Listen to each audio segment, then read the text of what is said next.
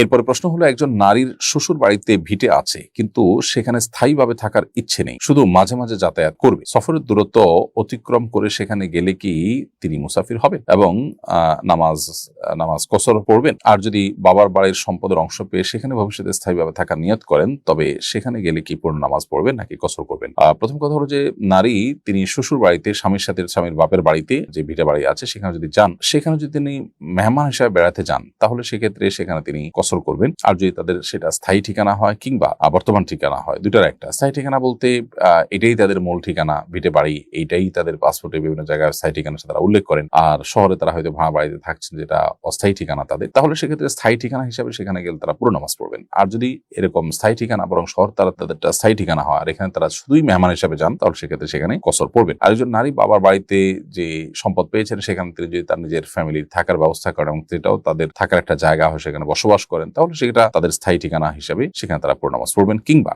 সেখানে তার আলাদা থাকার বন্দোবস্ত আছে, মাঝে মধ্যে এখানে এসে তিনি ফ্যামিলি নিয়ে থাকেন বা সময় কাটান, এটা তার নিজস্ব থাকার ঠিকানা এবং এটা তার থাকার জায়গা, মাঝে মধ্যে হলেও সেখানে থাকেন এসে, তো এটা তার একটা ঠিকানা হওয়ার কারণে এখানে তিনি পুরো নামাজ পড়বেন, নিজস্ব পূর্ণাঙ্গ ঠিকানা হওয়ার কারণে। কারণ স্থায়ী ঠিকানা কিংবা বর্তমান ঠিকানা এটা একাধিক হতে পারে। কেউ যদি পার্মানেন্ট থাকার ব্যবস্থা তার থাকে, সেখানে তিনি পুরো নামাজ পড়বেন।